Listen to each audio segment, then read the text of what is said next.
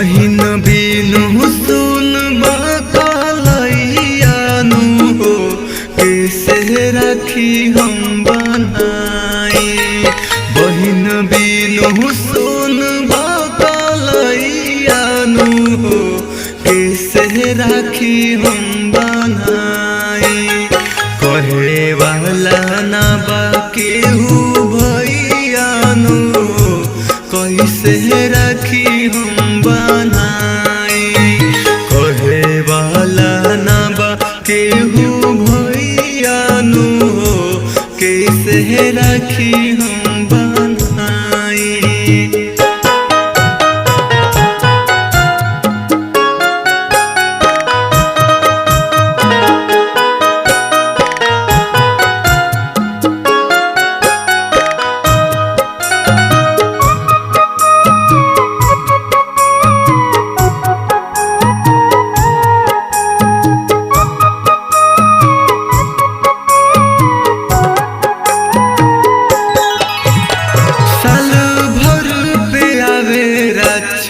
बंधन त्योहार हो मिलल नाही भाई बहिन वाला कबो प्यार हो।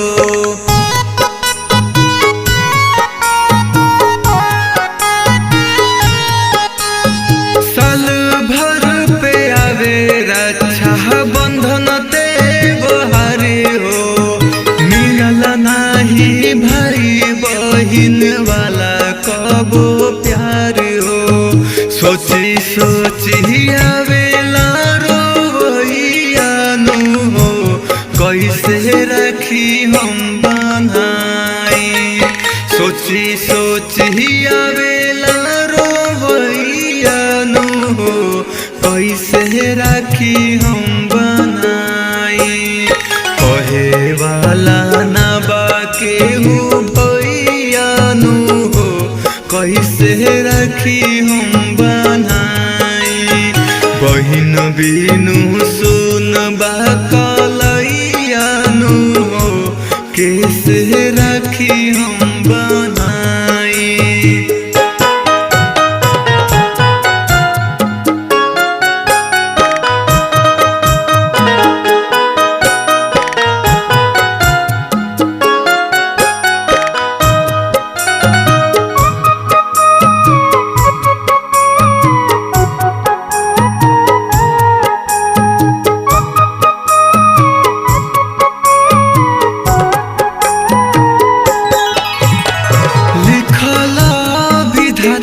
कैसन किस्मत भागा बांधे वाला नइखे चंदन रेशम के धागा।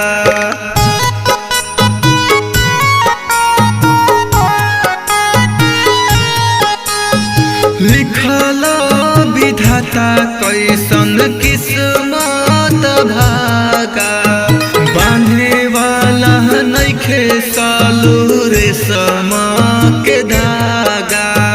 मनीष मस्ताना बलैयानु हो कैसे राखी हम बनाई। मनीष मस्ताना बलैयानु हो कैसे राखी